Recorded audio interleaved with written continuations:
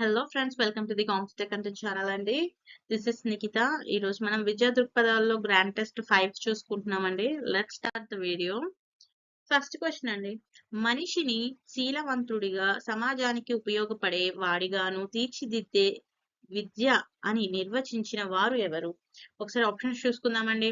బౌద్ధ సిద్ధాంతం, యజ్ఞవల్కుడు, భగవద్గీత, శంకరాచార్యులు. And right answer is option 2 అండి, యజ్ఞవల్కుడు. Next question.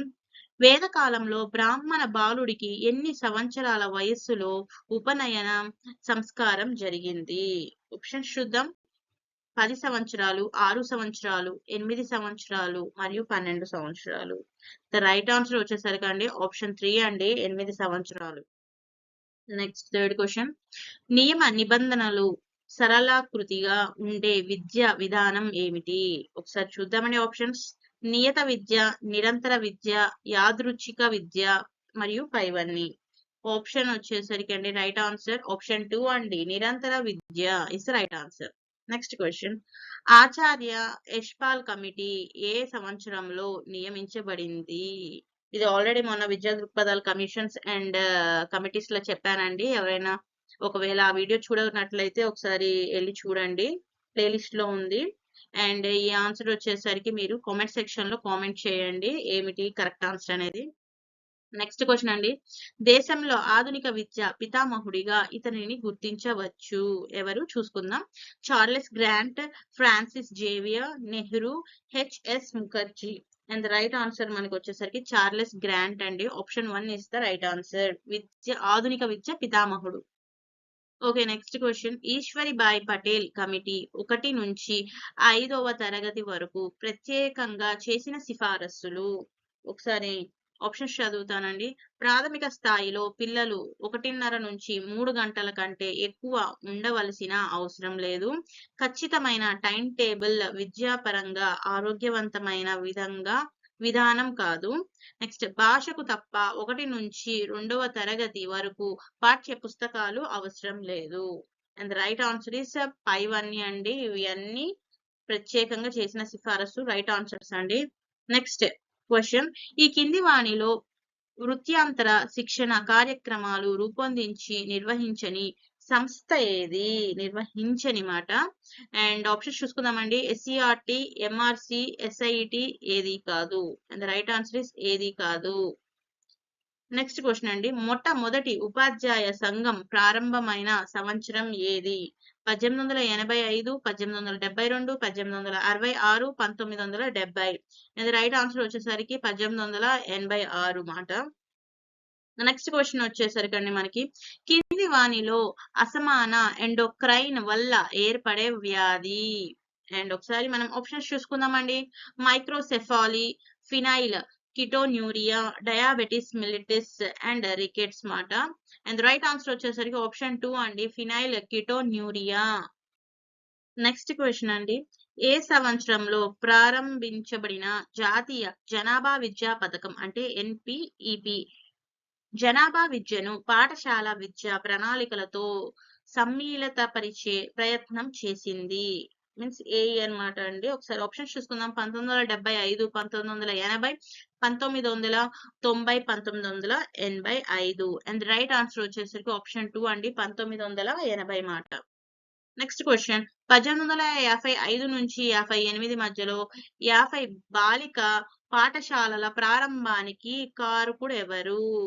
అండ్ మనం ఒకసారి ఆప్షన్స్ చూసుకుందామండి. Jyotibai Phule, Ishwar Chandra Vidyasagar, Ranade and Rajaram Mohan Roy. And right answer మనకి వచ్చేసరికి ఈశ్వర్ చంద్ర విద్యాసాగర్ అండి. Option 2 is right answer. Next question. All India environmental society ఎక్కడ కలదు? ఆల్ ఇండియా ఎన్విరాన్మెంటల్ సొసైటీ ఎక్కడ ఉంది మాట. అండ్ ఆప్షన్స్ వచ్చేసరికి Bengaluru, Mumbai, Dehradun, Nagpur. And right answer వచ్చేసరికి మనకి ఆప్షన్ 3 అండి, Dehradun is the right answer. And ఇక్కడ మనకి నెక్స్ట్ క్వశ్చన్. విద్యాపరంగా వెనుకబడిన బ్లాక్ ఈడిబిలుగా గుర్తించిన ప్రాంతాలలో ఏర్పాటు చేసిన పాఠశాలలో చేరడానికి ఎవరు అర్హులు? ఓకే అండి, ఎవరు ఎలిజిబుల్ అని ఇచ్చారు ఇక్కడ. ఆప్షన్స్ చూసుకుందాం. 10 సంవత్సరాల కంటే ఎక్కువ వయసున్న బాలికలు, 5 సంవత్సరాల కంటే ఎక్కువ వయసున్న బాలికలు, 8 సంవత్సరాల కంటే ఎక్కువ వయసున్న బాలికలు మరియు 12 సంవత్సరాల కంటే ఎక్కువ వయసున్న బాలికలు. అండ్ రైట్ ఆన్సర్ వచ్చేసరికి 10 సంవత్సరాల కంటే ఎక్కువ వయసున్న బాలికలు మాట. First option 1 is right answer అండి మనకి ఇక్కడ. నెక్స్ట్ క్వశ్చన్, నవోదయ విద్యాలయాల ఎంపిక విధానానికి సంబంధించిన సరైనది ఏమిటి? వీటిలో ఏది కరెక్ట్ ఆన్సర్ అంటే ఇచ్చారండి. ఆప్షన్స్ చూసుకుందాము. ఎంపిక పరీక్ష సంవత్సరానికి ఒకసారి జిల్లాల్లో బ్లాక్లలో జరుగుతుంది. నెక్స్ట్, ఈ పాఠశాలల్లోని సీట్లు 75% గ్రామీణ పిల్లలకు రిజర్వ్ చేయబడి ఉంటాయి. నెక్స్ట్, ఆడపిల్లలకు 1/3 వంతు సీట్లు, 3% సీట్లు ప్రత్యేక అవసరాలు గల పిల్లలకు కేటాయించడం జరుగుతుంది. సో ఇవన్నీ కరెక్ట్ కాబట్టి option 4 is the right answer అండి. 5 అన్ని కరెక్ట్ అయిన ఆన్సర్స్. నెక్స్ట్ క్వశ్చన్, విద్యా హక్కు చట్టం రాష్ట్రపతి ఆమోదం పొందిన సంవత్సరం ఏమిటి? అంటే రాష్ట్రపతిచే ఆమోదించబడిన సంవత్సరం ఏది అని అంటే 26 ఆగస్టు 2009 అండి. ఆ టైంలో ఆమోదించబడింది మాట విద్యా హక్కు చట్టం. Option 4 is the right answer. Next question, elementary విద్య పూర్తి చేసిన సర్టిఫికేట్ జారీ చేయు అధికారం ఎవరికి కలదు? వీళ్ళలో ఎవరికి అధికారం కలదు అండి. నెక్స్ట్, ఇప్పుడు మనం ఆప్షన్స్ చూసుకుందాం. డిఈఓ, ఎస్సిసి బోర్డు చైర్మన్, ప్రధాన ఉపాధ్యాయుడు, డైరెక్టర్ ఆఫ్ స్కూల్ ఎడ్యుకేషన్ అండి. అండ్ రైట్ ఆన్సర్ వచ్చేసరికి ఆప్షన్ 3 అండి, ప్రధాన ఉపాధ్యాయుడు, ప్రిన్సిపల్ మాట. నెక్స్ట్, సాధారణ పరిస్థితుల్లో ఎన్ని రోజులలో సమాచారాన్ని దరఖాస్తుదారునికి అందివ్వాల్సి ఉంటుంది? నేను ఆల్రెడీ ఒకసారి క్వశ్చన్ చెప్పానండి. ఒకసారి మీరు దీనికి రైట్ ఆన్సర్ అనేది కామెంట్ సెక్షన్ లో కామెంట్ చేసేయండి. ఆప్షన్ చూద్దాం. 60 రోజులు, 50 రోజుల్లో, 40 రోజుల్లో, 30 రోజుల్లో. రైట్ ఆన్సర్ అనేది కామెంట్ సెక్షన్ లో కామెంట్ చేసేసేయండి. నెక్స్ట్ క్వశ్చన్, సిఆర్సి పై భారతదేశం ఏ సంవత్సరంలో సంతకం చేసింది? ఓకేనండి. ఆప్షన్స్ చూసుకుందాం మనం. 1989, 1990, 1991, 1992. అండ్ రైట్ ఆన్సర్ వచ్చేసరికి ఆప్షన్ 4 అండి, 1992. నెక్స్ట్ క్వశ్చన్ అండి, ఎన్సిఎఫ్ 2005 ప్రకారం జ్ఞానం పట్ల సరి అయిన దృక్పథం కానిది ఏది? అండ్ మనం ఒకసారి ఆప్షన్స్ చూసుకుందాం. ఒక ఉత్పత్తి, ఆచరణ, క్రమబద్ధమైన అనుభవం, ఆలోచనలతో శారీరక నైపుణ్యం. అండ్ రైట్ ఆన్సర్ వచ్చేసరికి ఒక ఉత్పత్తి మాట అండి. Option 1 is right. Next and last question అండి, క్రమశిక్షణ విషయంలో ఎన్సిఎఫ్ 2005 యొక్క సిఫారసు గుర్తించుము.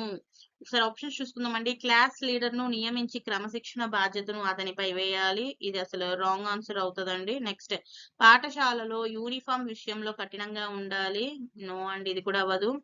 స్వీయ క్రమశిక్షణ పెంపొందించాలి. ఓకే, ఇది మంచిది. నెక్స్ట్, క్రమశిక్షణ గురించి పట్టించుకోకూడదు, అసలు అట్లానే ఉండకూడదు. సో ఇది కూడా రాంగ్ ఆన్సర్ కాబట్టి మనకి ఇక్కడ option 3 is the right answer అవుతుందండి.